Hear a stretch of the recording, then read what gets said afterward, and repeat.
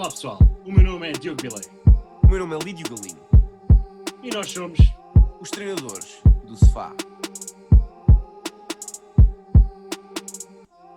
Olá a todos, sejam bem-vindos ao segundo episódio dos Treinadores do Sofá. O meu nome é Diogo, espero que esteja tudo bem com vocês e estou aqui então acompanhado do meu colega Lídio. Lídio, tudo bem contigo? Tudo bem, meu irmão, e contigo? Está tudo a andar, como se espera. Não se pode correr porque em casa não convém correr, mas... Bem, este episódio vai ser um bocado especial porque não vamos começar pelo futebol português. Houve então uma grande notícia, Lídio, a Fight Island anunciada pelo UFC. Exato, a UFC 251, uma UFC blockbuster, podemos dizer assim, não com muitos lutadores blockbuster, mas como um evento muito importante e um evento enorme à escala internacional, tanto pelo UFC como por qualquer companhia neste momento, seja de wrestling, seja de luta, ou até mesmo do próprio futebol. Eu acho que foi um bom movimento, ou foi uma boa ação por parte do Dana White. Sim, o Dana White, o dono do UFC, o CEO, ele então comprou uma ilha, Em Abu acho Dhabi. que é em Abu Dhabi, Em Abu exatamente, Dhabi. onde ele vai então, a partir de agora, utilizar a ilha para eventos internacionais, devido às restrições para os outros lutadores que não são americanos de viajarem para os Estados Unidos.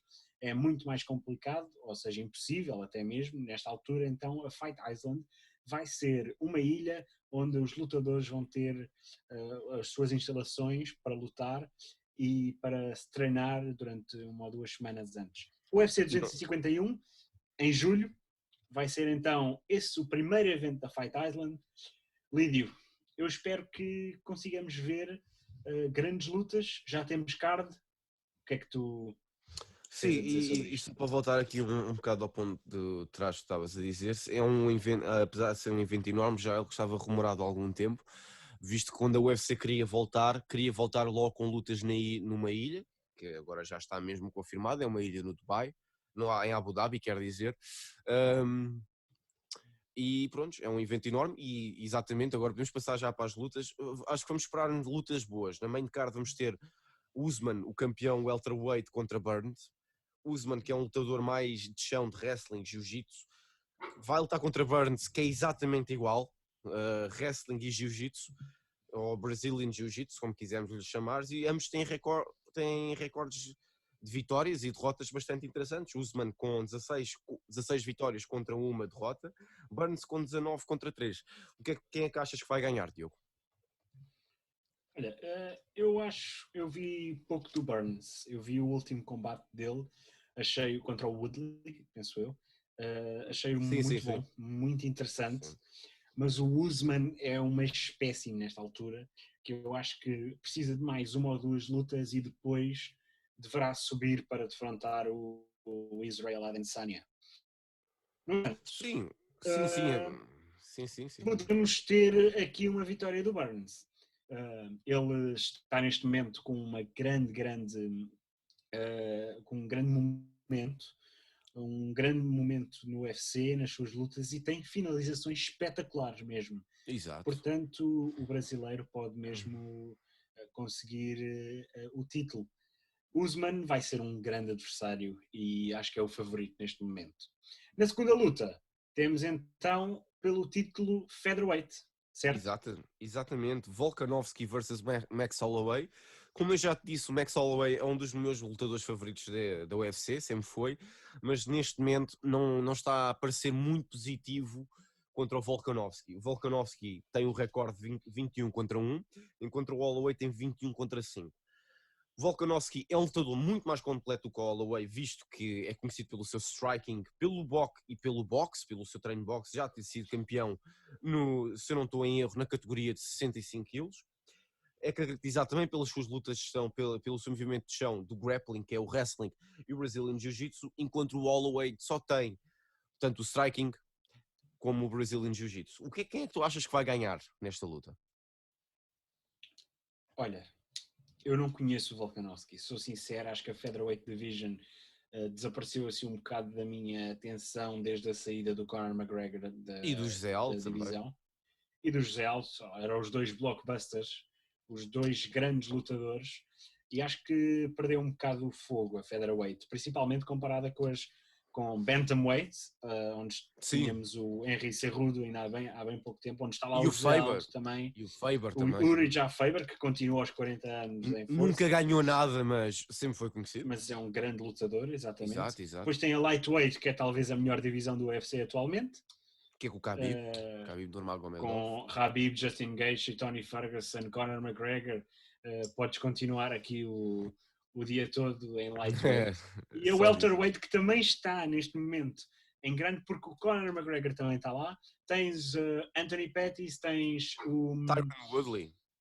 O Tyron Woodley, o Kamaru Usman, o Burns, o Masvidal, o Nate Diaz. Tu podes continuar. Sim, estas welterweight e lightweight são as grandes divisões. Featherweight caiu um bocado do meu interesse, mas acho que eu conheço o Holloway, já vi combates dele, não vi o Volkanovski, sou sincero, não sei quem pode ganhar. Penso que o Volkanovski pode ter o título, mas o Holloway nunca é descartar, porque é um grande lutador. Penso que nunca defrontou o Conor McGregor, o que é uma pena. Claramente, e nós não podemos descartar o Holloway só por ter um recorde menos bom do que o Volkanovski. No entanto, nós também temos de ver pelos números, o Volkanovski tem-se demonstrado praticamente invencível e desde que entrou na featherweight, na divisão featherweight, já é campeão. Logo, eu acho que a minha vontade vai mais para o Volkanovski, apesar do coração estar para o Holloway.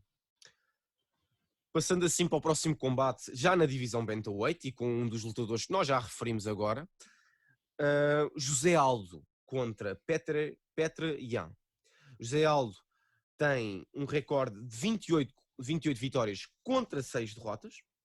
Um lutador bastante conhecido pelo seu Brazilian Jiu-Jitsu e pela luta livre. Um dos lutadores mais icónicos, como já dissemos também aqui, da divisão featherweight. Tinha sido campeão e o Conor McGregor destronou quando o Conor McGregor... Pound for pound, exatamente. Um dos melhores lutadores de sempre do UFC.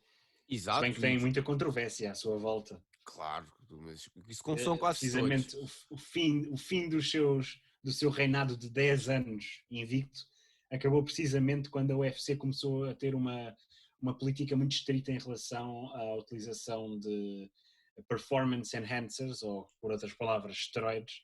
Sim. Acabou precisamente, e houve muito problema naquela academia até, onde acho que até desde lá houve 6 ou 7 combates e penso que só venceram um, porque foi um bocado também um bocado esquisito. E o próprio Aldo parece também agora diferente na bantamweight. Mas vamos ver. Sim, e como eu estava a dizer, ele foi campeão e depois assim que o Conor McGregor foi-lhe retirado o título featherweight, ele volta a ser campeão interino. Logo, o José Aldo é um grande lutador e ainda continua a ser um grande lutador, apesar de a maior parte das pessoas o conhecerem pelaquela derrota contra o Conor, ele não é um lutador fraco, não, ele é um lutador bastante forte. Enquanto o seu oponente tem um recorde e uma experiência um bocadinho menor da do José Aldo, Petr Yan tem um recorde de 14 vitórias contra uma derrota, destaca-se pelo seu boxing, pela MMA e pelo Brazilian Jiu-Jitsu. Aqui, para quem é que achas que vai vitória nesta divisão bantamweight? Petr Yan, vi muito pouco dele, já vi algumas highlights, parece-me ser um bom lutador, 14-1, tem futuro. Penso que para mim era melhor o Petr Yan ganhar, porque tem mais futuro e era bom para a divisão bantamweight ter agora um lutador, depois da saída de Henry Cejudo, um lutador que chegasse e criasse agora impacto, vencendo um dos melhores de sempre, um candidato a melhor lutador de sempre do UFC, e que toda a gente sabe. Chegar aqui e aparecer, ganhar, ter o título e partir para um bom reinado, a divisão só ganhava com isso e ganhava mais uma estrela. E era cimentar exatamente, ganhava mais uma estrela, 15-1, sendo que um desses é o José Aldo, é espetacular. No entanto, eu acho que vou escolher pelo José Aldo. José Aldo tem mais experiência, se conseguir puxar para o chão, vai ser difícil para o Petr Yan. No entanto, o Petr Yan é um dos lutadores mais promissores da divisão Bantamweight e não só da UFC também. Sim, o Petr Yan tem qualidade e pode ser um dos grandes lutadores. Lídio, Andrade versus Namajunas, certo? Exato, e aqui temos se eu não estou em erro, temos já um combate pelo título, certo? Penso que não. Não? Já falámos dos 3. São 3 combates Pois. pelo título, essa já não é. Este já Pois não lutam pelo título, Pois é. mas Tens razão, são mas tem muito implicações. importantes. Mas tem implicações Exatamente. para o título. Portanto, Andrade versus Namajunas 2. vamos ver Andrade versus Rose Namajunas. Thug Rose, como é conhecida. Exato. A Rose Namajunas é uma das lutadoras mais conhecidas da MMA da UFC. No entanto, o seu recorde não é muito famoso. É 8 vitórias contra 4 derrotas. Caracteriza-se pelo seu taekwondo, pelo seu karaté, um desporto que tu praticas, Diogo, e se calhar tens um insight Exatamente. muito melhor, e pelo seu Brazilian Jiu-Jitsu. O que é que tu achas da Namajunas? Olha, eu vi 2 ou 3 combates dela. Eu sei que ela tem uma grande capacidade no striking, principalmente pelo aquilo que vimos na vitória frente à Joanna. Ela venceu a Joanna, sim, exatamente, venceu, que até foi um grande um grande build-up, porque a Joanna tem aquela maneira de ser que não é querida por toda a gente. E a Joanna foi invencível durante anos. Exatamente, e depois a Rose mostrou a sua grande qualidade. A Rose, penso que precisa ter um pouco mais calma. Acho que é uma lutadora ligeiramente precipitada. Apesar de parecer Whitman, com o cabelo rapado, aquele olhar constante e frio penso que é uma lutadora que não aproveita os seus pontos fortes. Peço desculpa, não aproveita os seus pontos fortes. Acho que é uma lutadora que pode ganhar. Eu não vi o Andrade versus Namajunas, eu não me lembro, o primeiro. Não sei a Andrade ganhou. Pois, eu acho que foi a Andrade e acho que foi pelo título. Acho que foi quando a Rose perdeu o título e acho que foi para a Andrade. Eu acho que desta vez a Andrade pode ganhar. A Andrade não, a Namajunas, peço desculpa. Eu se tivesse que apostar, dizia que a Namajunas derrotava a Jéssica Andrade. E nós também temos de ter em conta que a Andrade tem muito mais experiência, já tem 20 vitórias e 7 derrotas. Muita experiência contra a Namajunas e caracteriza-se pelo seu striking, pelo boxe, pelo Muay Thai e pelo Brazilian Jiu-Jitsu. É um combate bastante interessante porque vai ter bastante striking.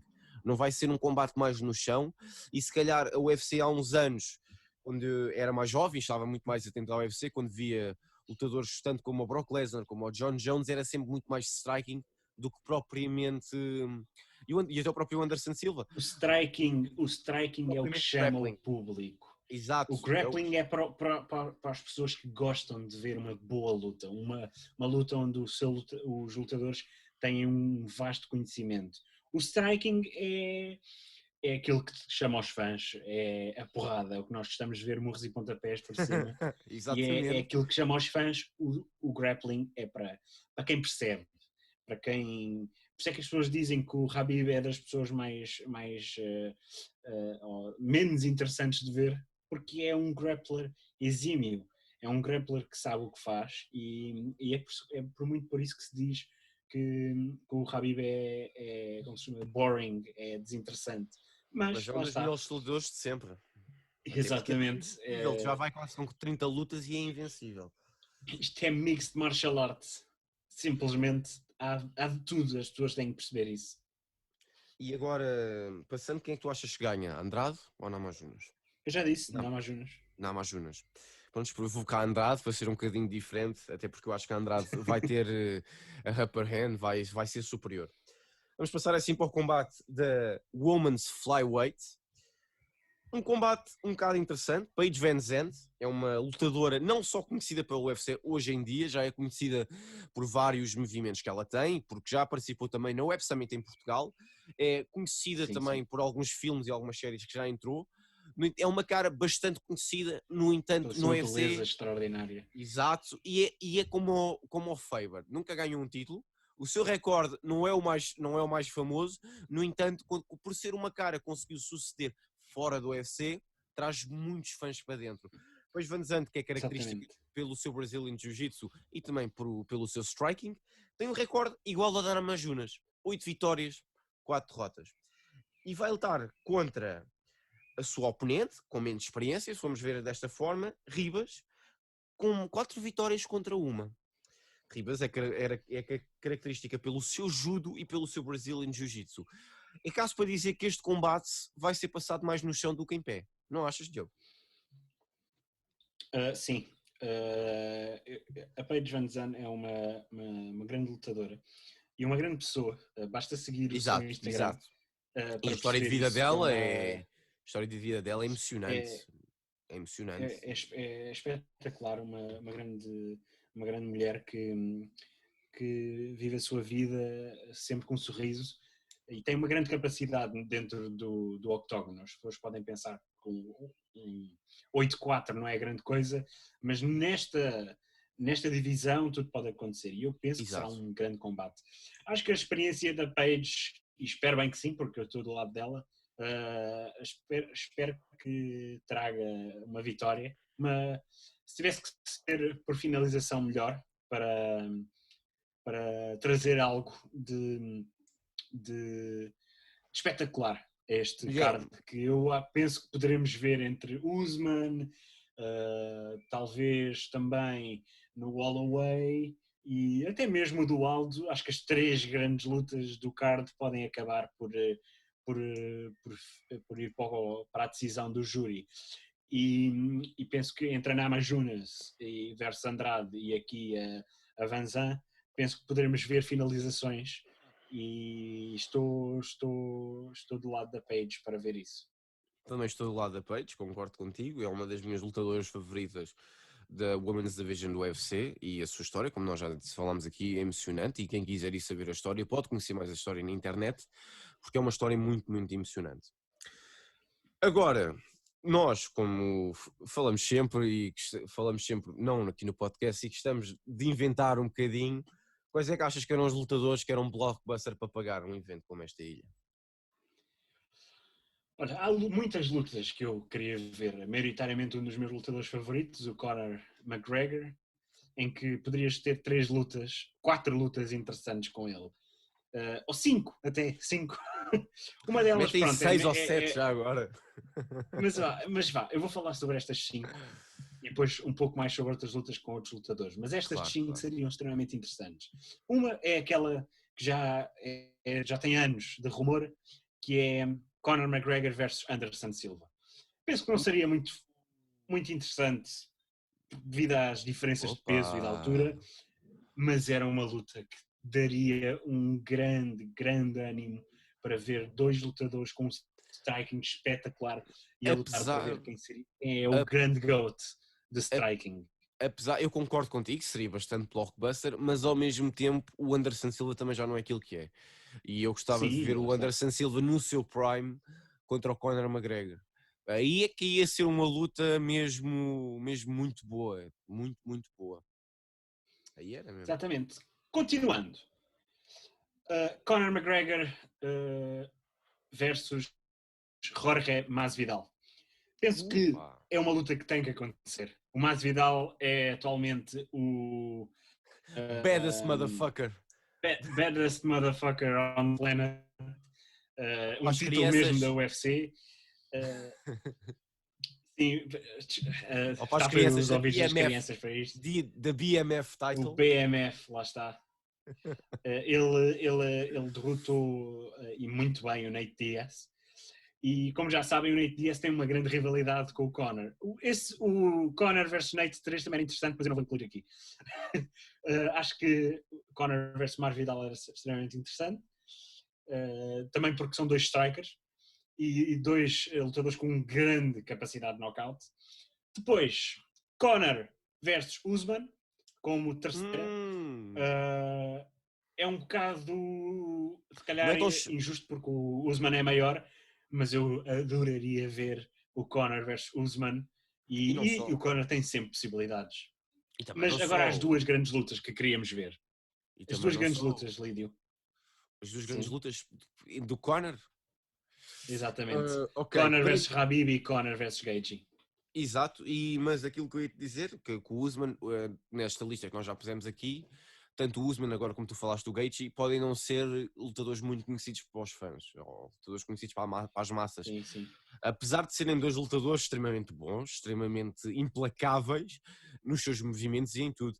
Mas eu acho que o dinheiro está no Conor contra o Khabib outra vez. O Conor contra o Khabib outra vez seria um combate excepcional, impecável, e se calhar cairia outra vez para o lado do Khabib, porque o Khabib assim que apanha, e nós já falámos os dois sobre isto, o Khabib assim que apanha um lutador no chão é um polvo. Ele já está acima de ti, já faz tudo aquilo que quer contigo, e depois em cima tem o Sambo. Para mim o Khabib neste momento da UFC é o melhor lutador, até porque eu sou um espectador que gosta mais daquilo que estávamos a falar há bocado, do Mixed Martial Arts, mesmo técnica, e o Khabib tem isso tudo, enquanto o Conor tem pouca defesa, mas tem muito striking. E se a sua defesa é assim tão enfraquecida, o Khabib vai expô-lo outra vez, mais uma vez. Olha, eu na primeira luta entre eles, eu vi o Conor que não me parecia focado. E ele já disse isso. Ele parecia-me, e o coach dele, o treinador, o Kavanagh, John Kavanagh, ele já disse, já falou sobre isso, em que o Conor não estaria, não estava na sua melhor forma, o Conor faltava dias de treino, o Conor parecia distante e não estava focado naquilo. Eu gostaria de ver Conor no seu auge, que poderá acontecer com mais uma luta, mais uma vitória, versus Khabib, e eu não acredito que o Gaethje vá derrotar o Khabib, digo já. Não. Também Portanto, não acredito. portanto, Khabib versus Conor 2 é aquilo que tem que ser. O Conor tem que ter mais um combate, mas agora em lightweight. Uh, mais uma vitória. Eu acho que versus Tony Ferguson era interessante. E depois, sim, partir para Khabib versus Conor 2 e ver realmente se o Conor tem capacidade. Duvido, mas gostava muito de ver. Lídio, outras lutas, como já tinhas dito, agora saindo um pouco do universo Conor McGregor, acho que John Jones versus Francis Ngannou era interessante.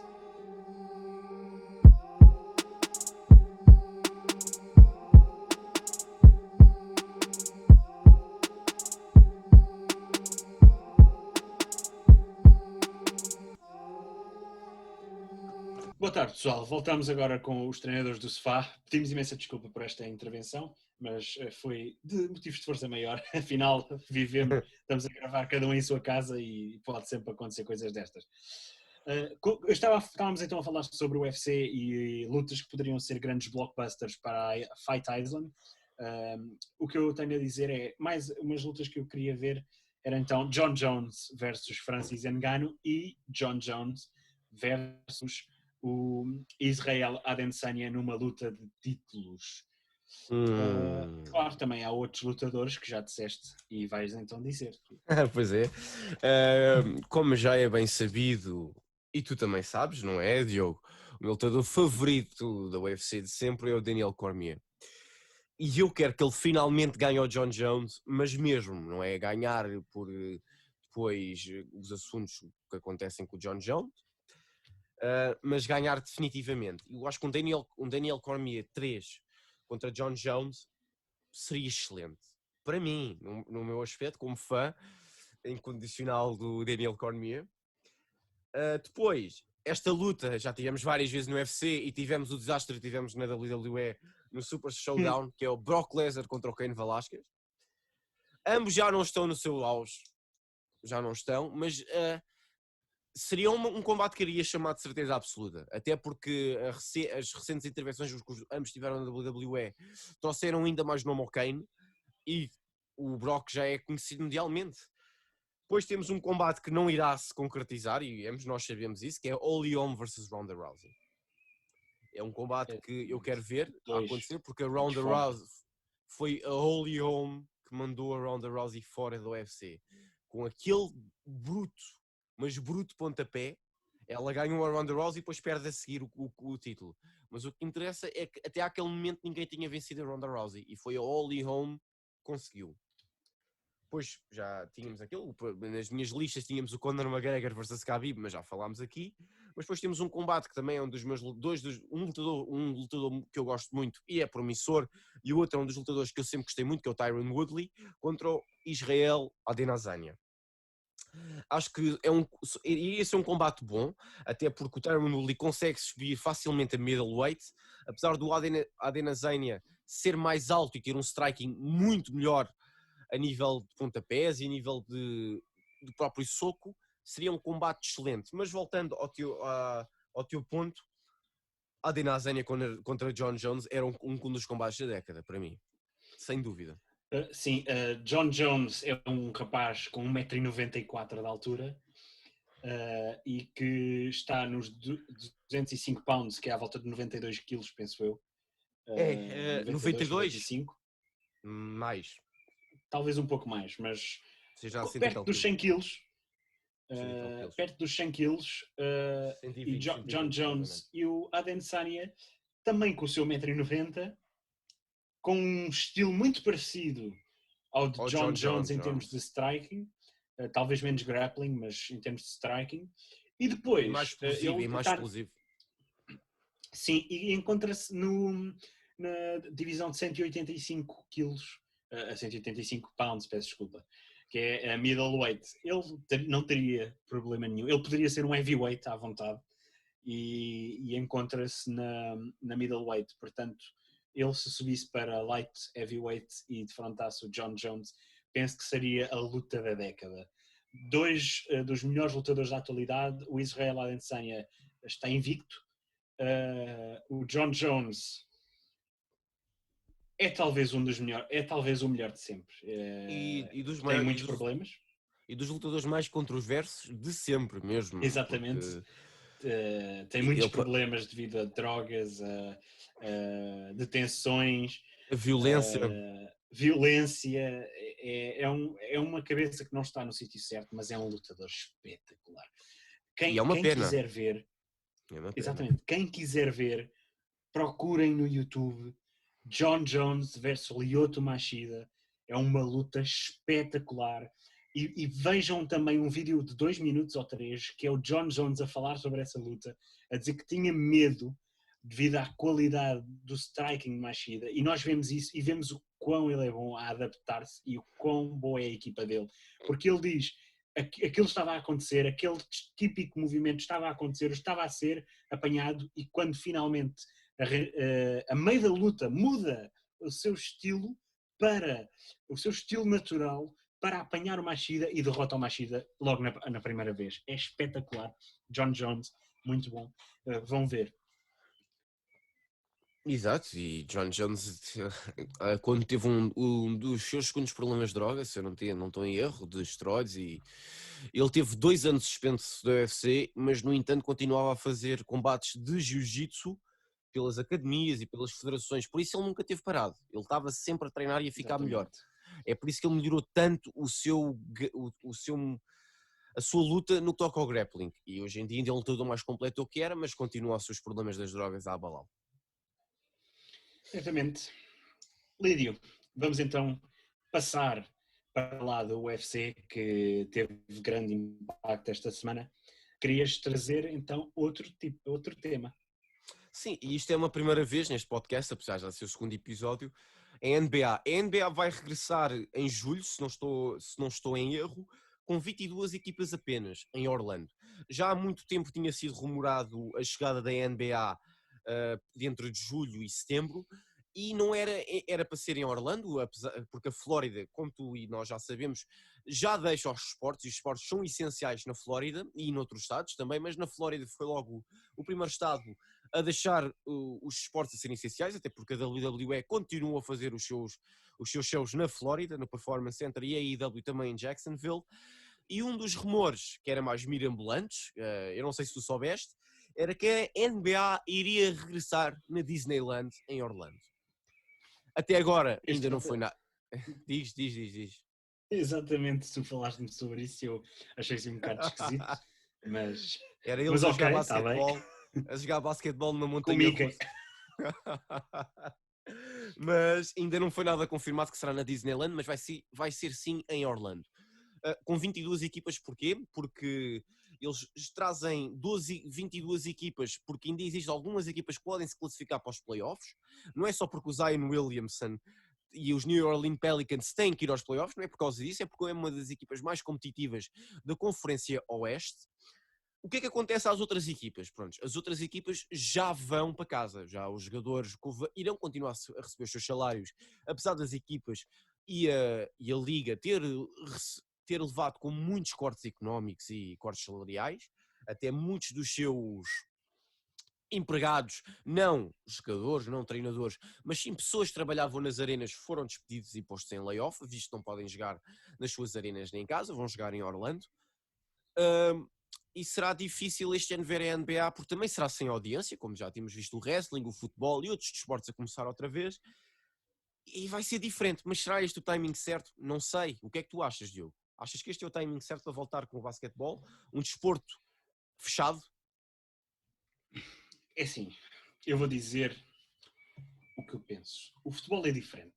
O futebol é um desporto ao ar livre, em estádios maiores, a maior parte das vezes, claro, em estádios maiores, e que regressou sem público. Agora, em que país é que se dá a competição da NBA? Estados Unidos da América, o país mais afetado pelo vírus e pela pandemia que está-nos a passar nesta altura. É o país mais afetado, é o país que, que parece que aquilo não quer parar, que não existe a curva a ficar em linha reta, não, simplesmente sobe, cada vez mais mortes, cada vez mais problemas. Será este o timing certo? Eu não acredito. Eu acho que o desporto nos Estados Unidos, especificamente, não deveria continuar, muito menos com 22 equipas. Penso que deveria ser feita outro estilo, eu não sei. Eu não estou dentro da NBA, não posso dar a minha opinião mais detalhada, mas é um bocado esquisito, tendo em conta o que se passa no país, retomar com 22 equipas. 22 equipas é mais do que a Premier League, é mais do que a Liga, é mais do que a Liga, bem mais do que a Liga Portuguesa. São mais equipas, mais jogadores, com um staff enorme. Será difícil, é difícil, é difícil. Sim, eu estou de acordo contigo, até podemos dizer já neste momento, dizer eu, o Kyrie Irving, que é o presidente neste momento da Associação de Jogadores da NBA, já teve uma reunião Zoom com todos os jogadores das equipas que vão regressar, se eles deveriam regressar ou não, porque continua a haver uma situação alarmante nos Estados Unidos, continua a haver uma situação alarmante para com os jogadores, e para mim os desportos não deviam ter regressado já, deviam só regressar para o próximo ano, porque para nós conseguirmos, como tu disseste, parar a curva, seja nos Estados Unidos, seja em Portugal, seja em todo o lado, nós temos de parar tudo, não é continuar com os desportos, porque os desportos têm, parece que têm uma aureolazinha e que são divinais e têm de continuar. Apesar do podcast ser desporto, eu tenho este tipo de opinião, porque é verdade, não, isto vai além de desporto, isto vai pelas vidas humanas. Mas ao mesmo tempo é uma indústria que move muito dinheiro.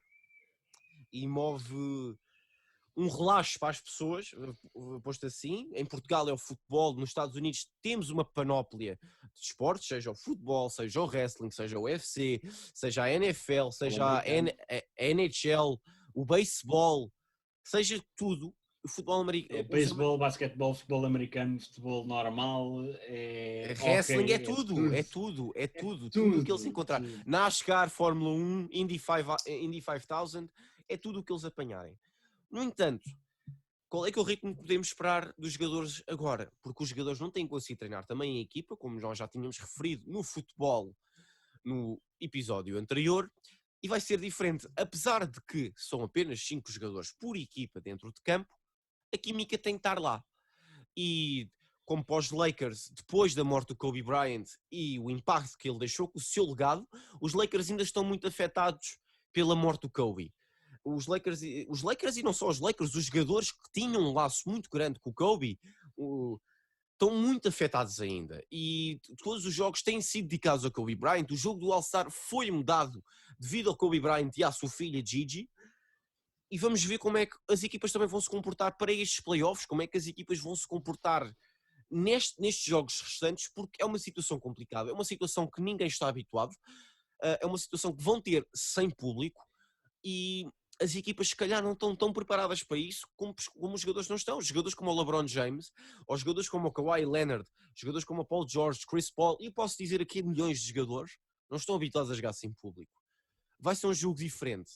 Vai ser completamente diferente. E é uma coisa do que ao futebol o ritmo pode ser baixo. O ritmo pode ser muito mau, como nós temos visto, tanto o futebol português, o futebol alemão tem sido diferente, mas às vezes também dá quebras. O futebol espanhol regressou ontem e antes de ontem e continua a ser um futebol que deixa muito por desejar. Os esportes estão a levar por isso. São 3 meses parados. 3 meses parados sem treinar em equipa é muito tempo parado.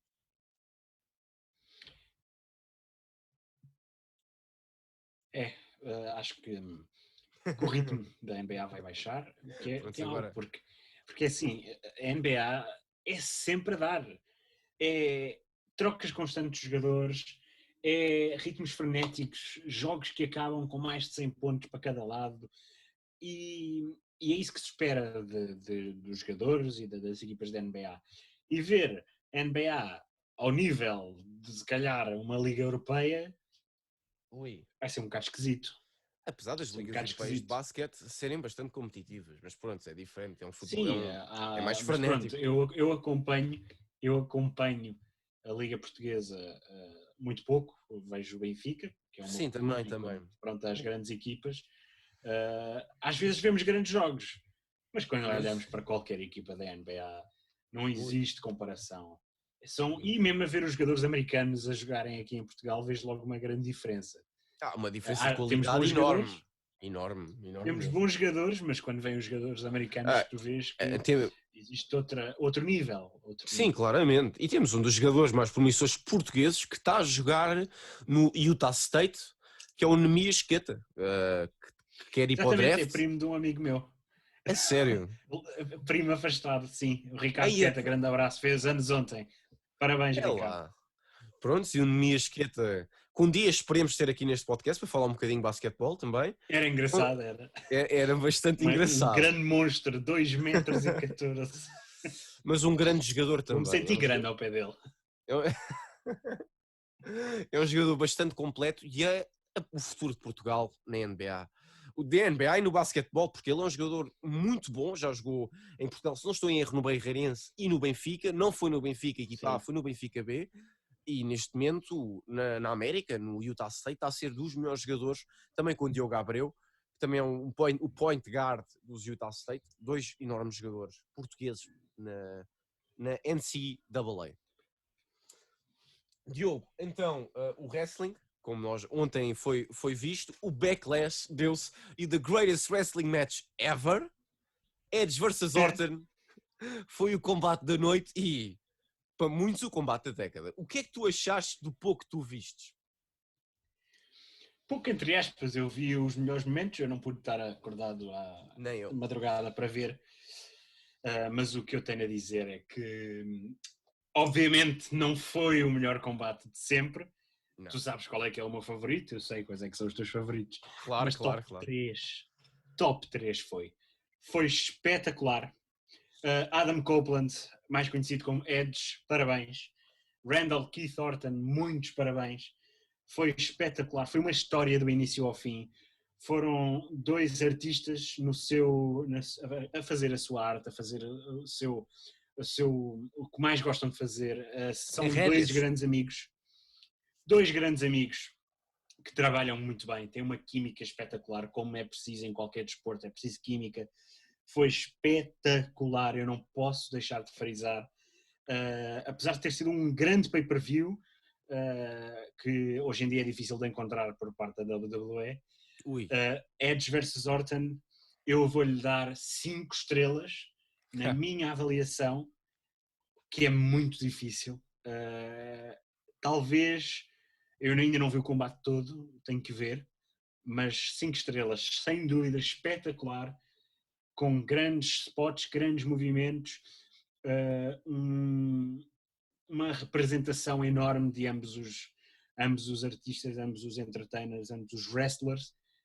Eu tenho isto a dizer, acho que não posso dizer mais. Muitos parabéns pelo grande combate entre Edge e Randy Orton. Sim, eu também, como não pude ver, que por outras razões, o Edge vs Orton é um dos. Eu já conheço o Edge vs Orton há anos. Rated RKO, eles foram uma tag team. Combates por World Heavyweight Champions entre os dois. E culminar no Backlash e não na WrestleMania, que devia ter sido este combate na WrestleMania.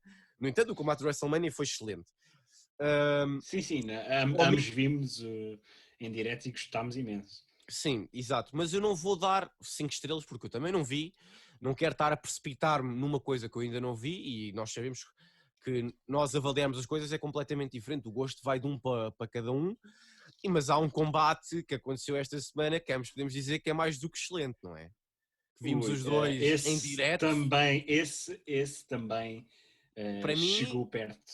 Para mim um dos wrestlers que eu mais adoro, e posso dizer adoro, na WWE e principalmente na SmackDown, o AJ Styles contra o Daniel Bryan pelo título intercontinental. Adoramos os dois. O AJ Styles tem sido consistentemente o melhor wrestler do mundo durante alguns anos. E nós vimos o combate em direto. Estávamos a falar durante o combate, a rir com a quantidade dos anúncios que a televisão americana nos apresenta. Eu dizia sempre ao Diogo quando eles paravam: olha, isto é bom para um anúncio já, está bom para o anúncio. E depois estávamos a ver em streams diferentes, tu tinhas que apanhar com anúncios indianos. Mas eu digo, grande combate entre os dois. Foi mais de 20 minutos, foi para aí meia hora. 40 minutos. 40 minutos. 40 minutos, fora os anúncios. Fora os anúncios. 10 minutos de anúncios foi meia hora de combate. Só, porra. Que foi muito bom, muito técnico, muito bom, com spots muito reais. E aquele final foi e com um final espetacular em que Daniel Bryan consegue. Vai no running knee, ele apanha-lhe no Styles Clash, que é extremamente difícil, e depois aqui, como eu disse ao Diogo, e fiquei bastante ultrajado. Então, mas porque é que ele vai com a Phenomenal Forearm se ele já conseguiu com o Styles Clash? Mas pronto, é a descrição do wrestler. A Phenomenal Forearm tem que acabar sempre o combate, já se viu isso. Apesar do Styles Clash é o finisher para mim mais letal dele, sem dúvida. É que é mesmo letal, mal feito acaba em desastre.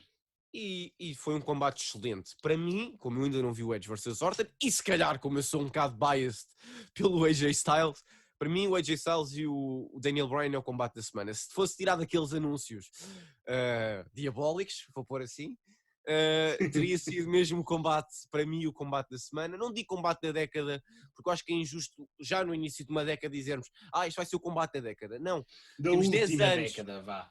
Acho que dizemos que quando eu vi a ideia do Edge vs Orton ser o combate da década, penso que estão a pensar de 2020 até 2010, vá. Para mim não é, porque o meu combate favorito de todos os tempos foi em 2012, portanto. Para mim tem vários combates, para quem conhecer New Japan Pro Wrestling, que já vamos falar agora a seguir, pode ser para mim tanto o Okada como contra o Omega, ou até propriamente um dos meus combates favoritos, que inclui neste momento 2 dos wrestlers que estão na WWE e que foi um desastre vê-los na WrestleMania, o AJ Styles contra o Nakamura. Meu Deus, me livre ver aqui o Nakamura. Eu também. Eu vi em direto, era o combate que eu queria ver. Eu não quero falar sobre isso, Diogo. Eu não quero falar sobre esse título, está bem? Era o combate que eu queria ver. Também era. E acabei por adormecer a meio. Portanto, Pois foi. No New Japan Pro Wrestling o ritmo era frenético. Ali parece que estou na Liga Portuguesa. Para andar até mete medo. Parece o Benfica a jogar. Epá, não vamos falar sobre isso agora, só favor. Isto é para guardar as Japan. minhas energias para o final.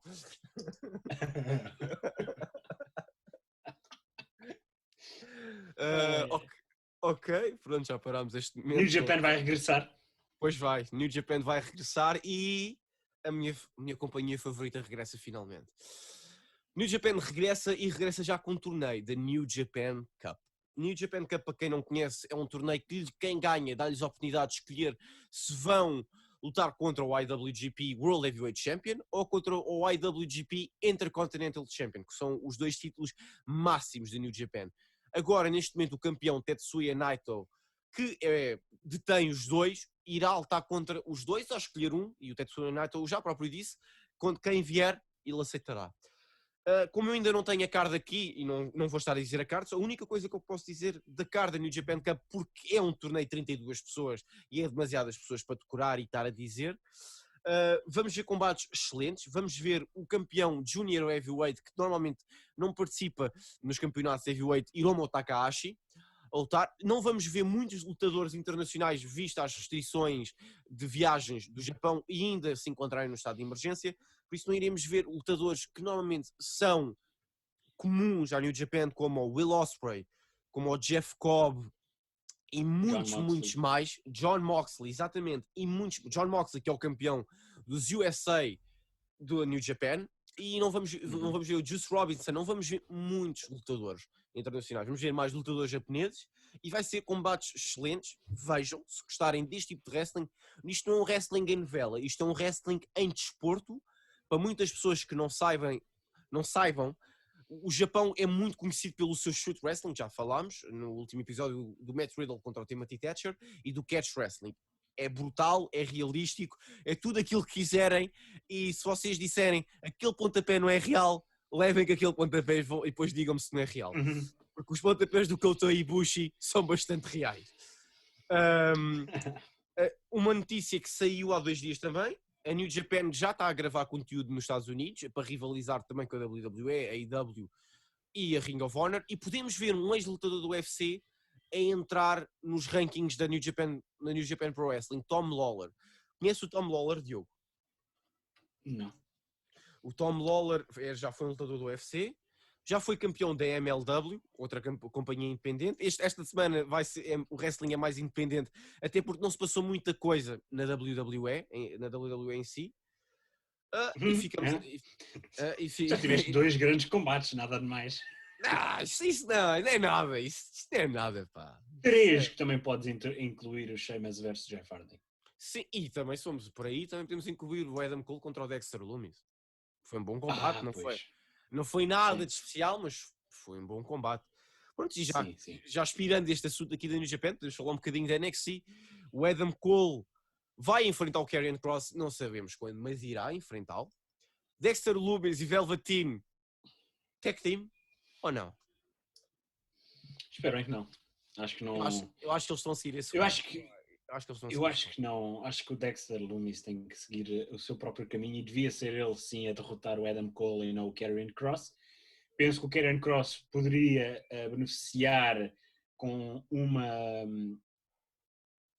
Como é que para mim, o Karrion Kross com uma rivalidade ou 2 a mais e acabar da mesma maneira que acabou com o Ciampa, em 6 ou 7 minutos, muito rápido, a mostrar o seu domínio. Mas mais 2 ou 3 importantes vitórias enquanto o Dexter exatamente, enquanto o Dexter conseguia a sua vitória frente ao Adam Cole e daqui a 2, 3 meses perdia o título. O Adam Cole acho que já está na altura de todo, o Adam Cole e não só da Undisputed Era começar a pensar em conquistar o Raw, em conquistar o Raw ou o SmackDown de maneira como o Shield conquistou, como o Nexus. Pronto, o Nexus é diferente, mas o Shield conquistou com uma stable forte, uma stable a mostrar domínio e chegar ao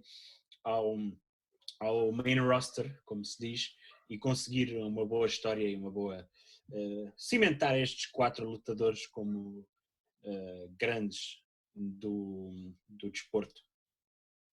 E não só, também podemos ver que a cena, ou a cena não, os NXT Tag Team Titles não têm tido competição também, não têm tido um foco muito grande. Agora vamos ter o Imperium contra os Breezango. Espero que os Breezango ganhem, porque é uma equipa que eu adoro e quero que o Fandango e o Tyler Breeze finalmente ganhem um título. E, fun fact, sabias que o Fandango, o primeiro nome de wrestler que ele teve era o The Portuguese Sun Dragon?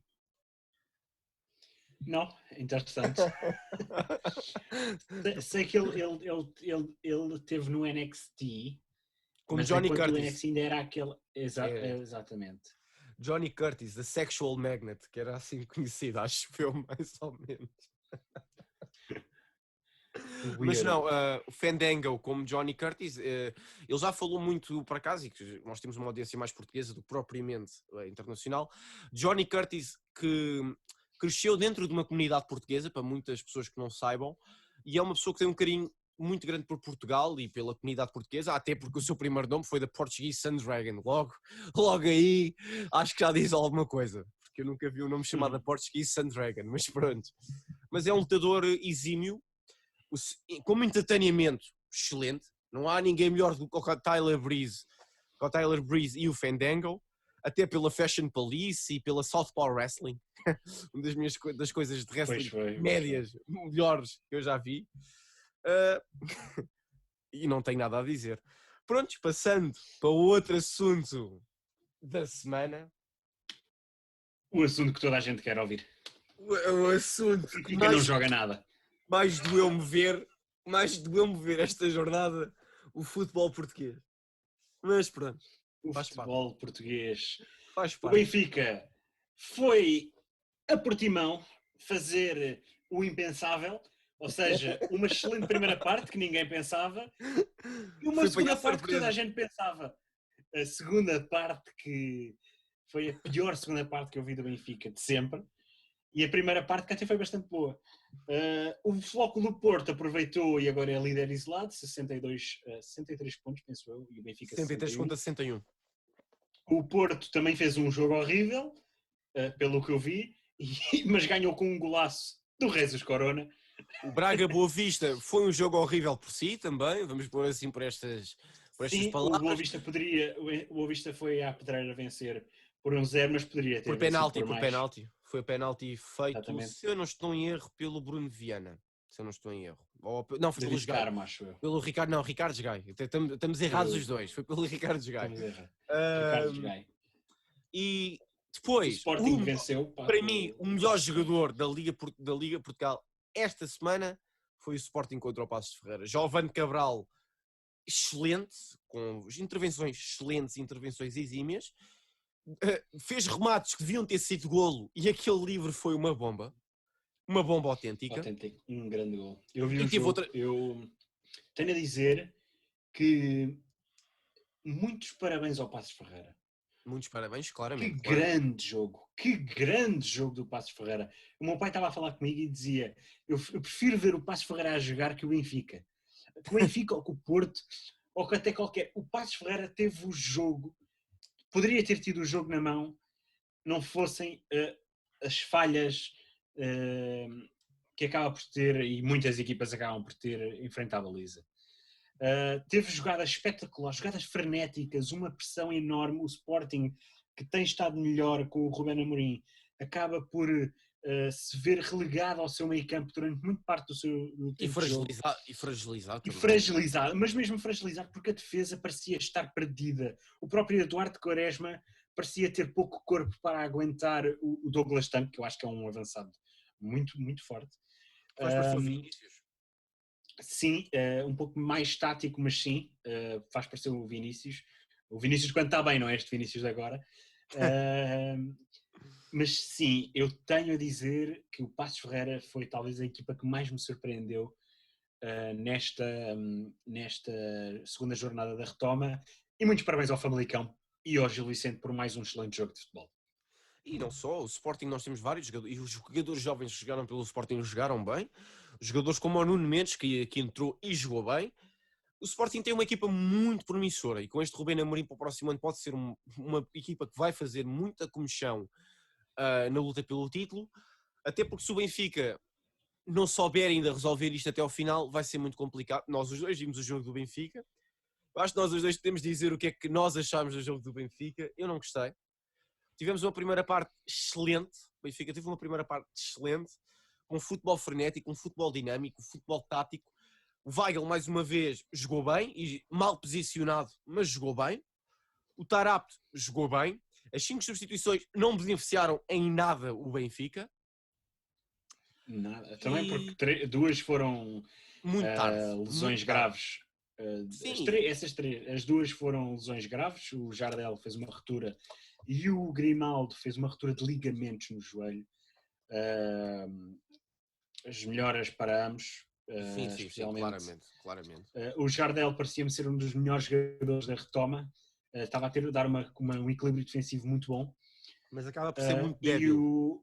E o Grimaldo também estava com uma boa forma dos 2 jogos, qualidade ofensiva e defensiva, e acaba por perder então assim o resto da época. Em princípio está na altura do Nuno Tavares ganhar o lugar, um dos meus jogadores a vir das camadas jovens favorito. Penso que é um lateral esquerdo que tem muito futuro, especialmente na seleção portuguesa, porque o Rafael Guerreiro não vai aguentar sempre. O Mário Rui também já tem, penso eu, 28 anos ou 27, já está 28. ainda acima numa posição de alto desgaste, começa a ser complicado. Portanto, o Nuno Tavares é importante que ganhe algum tempo de equipa do Benfica e se consolide. O André Almeida, acho que é um jogador a menos no Benfica. É o suficiente, mas não é aquilo que o Benfica precisa. Já durante muitos anos, tem épocas espetaculares, como a época passada, onde fez, penso eu, 11 assistências ou 12. Tem épocas em que, de facto, é muito bom. Marcou um gol frente ao Portimonense, mas voltou a penso eu, ser um elemento a menos no Benfica. O Rubén Dias continua o melhor central da Liga Portuguesa e um dos melhores do mundo, na minha opinião. Cada vez a evoluir mais, um autêntico bicho. Por favor, acaba com esse cabelo que é horrível. O Ferro... o Ferro... Eu digo que o Ferro era para mim o melhor central da Liga Portuguesa na época passada e agora é um dos piores centrais. Eu não sei o que é que se passa com o Ferro. O Ferro, o meu pai e os meus pais viram eu a gritar com o Ferro para a televisão por causa de um simples momento em que ele faz uma troca com o Nuno Tavares e depois ele sai do lugar deixando um jogador sozinho na ala. Porquê? E o primeiro golo ele não salta para golo, ele não salta para proteger o Rubén Dias. O Rubén Dias também tem erro aí porque também deveria ter saltado, mas são 2 contra 1, tinha de ser 2 contra 2. Agora, na minha opinião... O Rubén Dias estava um pouco mais à frente na situação. Sim. Acho que aí toda a gente tem, porque olhando para a imagem do momento do golo, há pelo menos 4 ou 5 jogadores do Benfica que estão ao primeiro poste. E o Rubén Dias, o Nuno Tavares e o Ferro são os únicos jogadores que estão para lá do primeiro poste. Foi um erro enorme. Foi um erro tático, foi muito tático. Agora uma coisa, a primeira parte do Benfica foi boa, marcámos 2 golos, marcaram 2 golos. No entanto... Também defensivamente muito equilibrado. Mas, no entanto, foi muito mal no último passe. Muito mal. Sim. Continua a falhar o último passe. O Rafa nunca apanhava o último passe. O Vinícius nunca apanhava o último passe, nem os extremos apanhavam o último passe. O Rafa serviu quando era ele a fazer o último passe. O Rafa, quando fez o último passe, o Pizzi marcou. Penso que tem que ser assim. O Rafa é um jogador vertical, um jogador que precisa de velocidade. É um extremo. Ele pode jogar a segundo avançado, mas é a fletir para a direita. Eu sempre fui defensor. O Rafa é extremo direito e não extremo esquerdo, porque ele tem que ser um jogador que cruza para o golo. Ele tem que ser um jogador que vai pelo extremo, que vai pela linha lateral. E o Benfica não tem isso, o meu pai reparou. O Sporting mete os extremos na lateral, o Benfica mete os extremos no meio. A meio. É um problema grave do Benfica. E neste momento o Pizzi poderia passar, entre aspas, segundo avançado número 10, médio ofensivo, porque é uma posição que o Pizzi sabe fazer muito bem e marca golos, apesar de para mim... Esta era a altura de dar lugares aos extremos, ao Sérvio, ao Jota, ao Rafa, e o Pizzi ser um segundo avançado. Eu já tenho visto isto desde o início da época. No entanto, como tu sabes, eu tenho uma relação de amor-ódio com o Pizzi. O Pizzi é um dos jogadores que pode entrar a fogo logo com muita força e depois perde-se. E perde-se muito. Basta ver, a primeira parte o Pizzi marca um golo e faz uma assistência espetacular. Na E na segunda é segunda inexistente. desaparece. Mas o Benfica na segunda desapareceu todo. Não foi só Sim. o Pizzi, foi todo. Tivemos o Nuno Tavares quando entra, dá o fogo todo que tinha. E foi um dos jogadores mais ativos dentro de campo, na segunda parte. E O faz que é um cruzamento estranho. espetacular para o Seferovic. E o que é que se passa no E Benfica neste falha. momento? Já não se passa, já não é o treinador. É a estrutura e a equipa neste momento também não querem jogar. E neste Eu momento, acho que está é bem, tudo. Eu acho que é tudo. o Bruno Eu Lage acho que neste momento poderia, o Bruno Lage deveria parar de ser amigo com os jogadores, porque não é esse o trabalho dele, não é ser amigo. Tem de ter um braço de ferro para com os jogadores.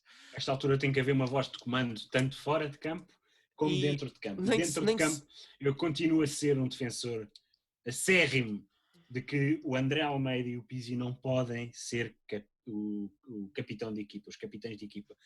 É um problema grave do Benfica, é dar o capitão a um jogador que não tem a voz de comando. O Jardel tem, não parece, mas tem. O Luizão tinha. E o mas tens, terceiro capitão tem que ser ou Samaris ou Rubem Dias. neste momento o São Rubem jogadores Dias que porque o têm voz de Samaris não comando. joga. Sim, Samaris não tem exatamente. chegado, o Samaris não tem O, chegado. a braçadeira tem que ser dada ao Rubem Dias. É um jogador que tem voz de comando, que tem voz de liderança, que tem que passar as ideias do treinador para dentro de campo e isso não está a acontecer porque o André Almeida é um jogador que não tem voz de comando. O Pizzi prefere estar, não sei, o Pizzi não tem também voz de comando. O Rubem Dias é o capitão natural do Benfica e é pena não ser já. E Lídio, passando agora, 5 substituições.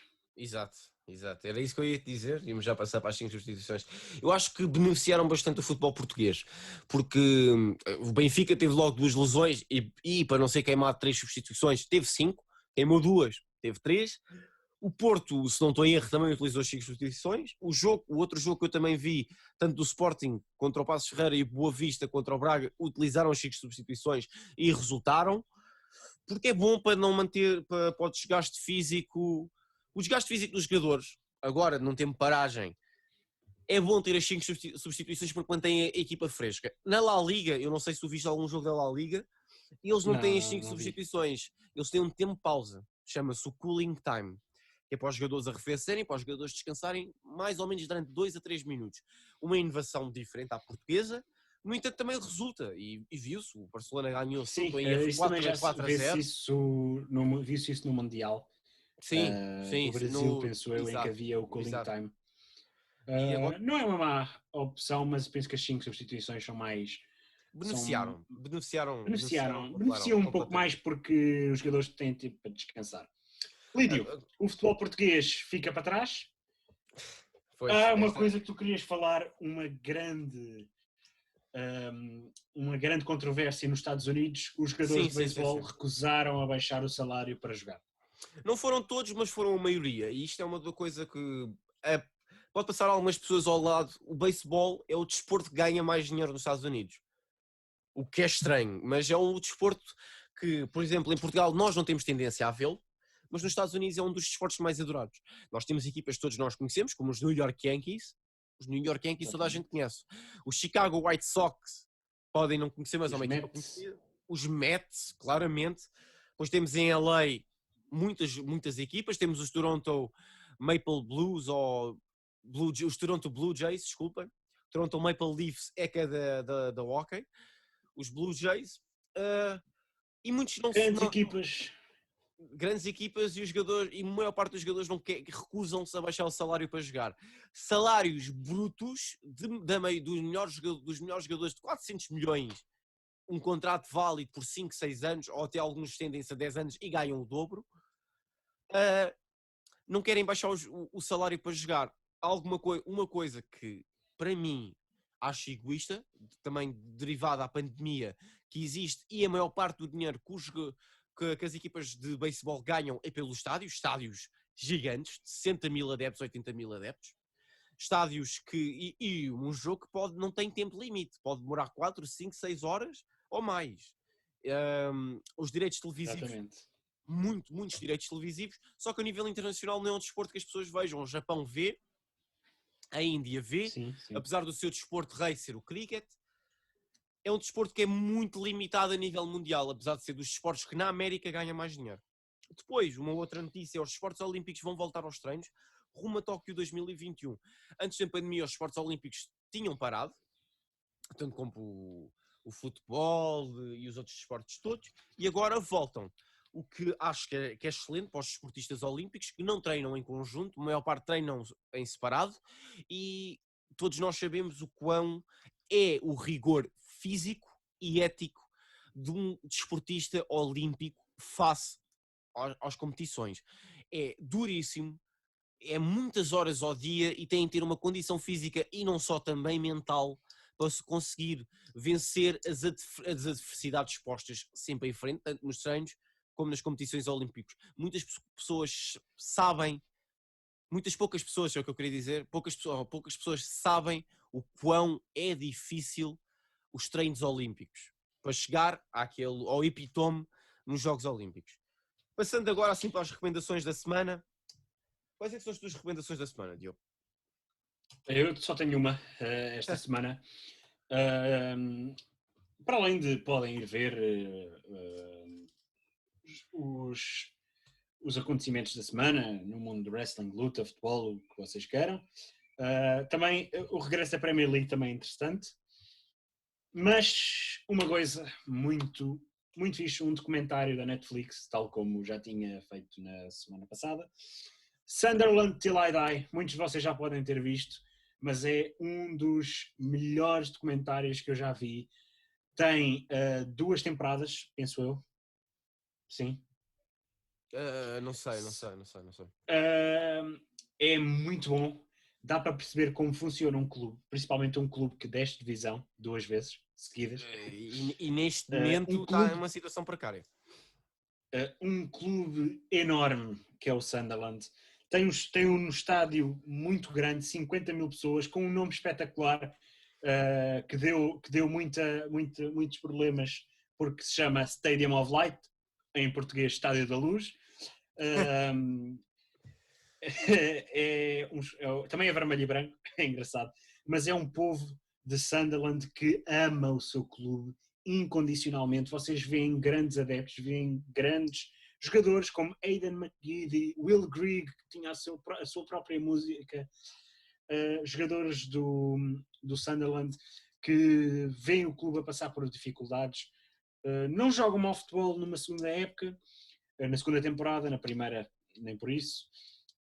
É para ver, veem como é que funciona de facto o futebol inglês, como é que funciona um clube que tem que passar de um orçamento de 200 ou 300 milhões por ano para 40 ou 50, que mesmo assim é muito maior que qualquer outro orçamento português, para além do Sporting, Benfica e Porto. Isso, se não estou em erro, também fala sobre a rivalidade que eles têm contra o Newcastle, não? Sim, fala um bocadinho, e que é um dos meus clubes favoritos, o Newcastle. É o meu clube da Premier League, é o Newcastle. Para mim também é o meu clube favorito da Premier League, mas também gosto bastante de ver esta série do Sunderland, que é muito educativa em relação ao mundo futebolístico. Lídio, as tuas recomendações são? Hoje venho com uma recomendação de futebol e outra de bodyboard. Como nós já dissemos nas nossas descrições e no nosso Instagram e no nosso Facebook, isto é um podcast que falamos de todos os desportos. Por isso, vamos ter desportos variados e vamos já começar hoje com um documentário curtinho, meia hora, consegue-se encontrar na net, patrocinado pela Red Bull e produzido pelo bodyboarder Hugo Pinheiro, da Costa da Caparica, a falar sobre o Mar da Calha. Para poucos que conhecem, o Mar da Calha é um sítio onde neste documentário é retratado como um dos maiores hotspots da Europa e de Portugal no que toca ao bodyboard e ao surf, uma onda causada e dada lá ao pé da Cova de Vapor, ao pé do farol do Bugio. No entanto, esta zona não é característica pelo surf nem pelo bodyboard. Isto é uma zona com muita afluência de peixe, uma zona muita afluência pela pesca, por muitas pessoas da Costa da Caparica arriscam muito a sua vida no inverno a irem para lá com mares muito grandes, 4, 5 metros e chegam a ser mais. Uma zona também muito, muito baixa, não é uma zona profunda, mas neste documentário é caracterizada como uma zona muito boa e é um documentário excelente, é um documentário que eu já vi mais do que 3, 4 vezes, um documentário que eu tenho muito carinho porque também conta um bocado da história do que é a costa, do que é a arte de Chávega um bocadinho, não conta tudo, do que é a pesca e como é que esta onda foi descoberta e o que é a cova de vapor. Um documentário que eu aconselho-vos a ver, um documentário excelente e muito obrigado desde já ao Pinheiro por ter feito isto pela costa, não só pela costa, mas também pelo Mar da Calha e dar a conhecer um pouco do que é então o Mar da Calha. Não para ser confundido pelo Mar da Palha, que é localizado lá para o Montijo Alcochete. Depois, o outro documentário, é um documentário também da Netflix, um documentário excelente, que para algumas pessoas um bocado mais velhas podem conhecer, Bobby Robson, um more than a manager, um treinador que já treinou em Portugal, o Sporting Clube Portugal, e também o Porto.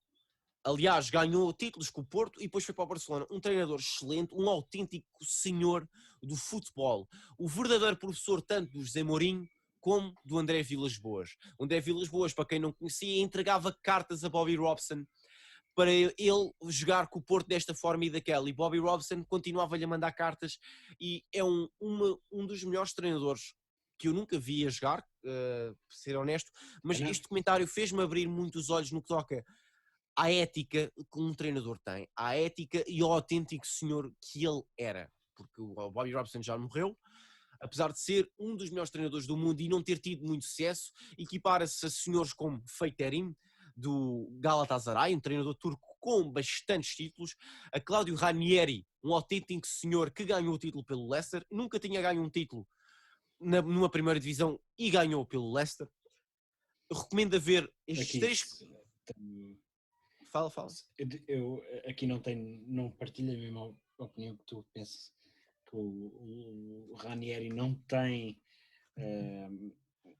não se coloca no meio destes senhores, mas continua.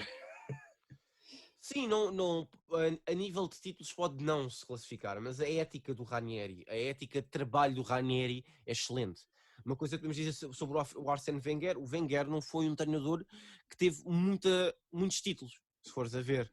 O Arsenal não ganhou muita coisa. No entanto, é considerado um autêntico senhor do futebol. Mas não teve muitos títulos, não Podes teve muito colocar sucesso. aqui o Alex Ferguson. Não, aquilo que eu estou a falar aqui são treinadores que não têm assim muitos títulos. São autênticos senhores do futebol, mas sim, Alex Ferguson, sim. autêntico senhor do futebol, sem nada a dizer. Existem tantos treinadores que são autênticos senhores do futebol. E Bobby Robson era um deles. Recomendo a ver um grande documentário. Portanto, Lídio, por hoje e por esta semana ficamos por aqui. Tudo. E não este percam. um episódio maior, um episódio dedicado a outros desportos que não tanto o futebol. Gostei imenso de gravar este episódio contigo e espero que toda a gente goste. Igualmente, meu irmão. Não se esqueçam de passar pelo Facebook, os Treinadores do Sofá, o pelo Instagram, Treinadores do Sofá, para ter todas as notícias. E se quiserem nos seguir nas redes sociais, está no perfil dos Treinadores do Sofá, logo na descrição, mas se quiserem nos seguir é Diogo Bilé, com um underscore no meio, e é Lídio from the Cliff, não há nada que enganar. Exatamente. Não se esqueçam de deixar então um gosto. Subscrevam e sigam no Spotify. E não percam o próximo episódio, porque os Treinadores do Sofá vão ficar aqui sentadinhos no sofá.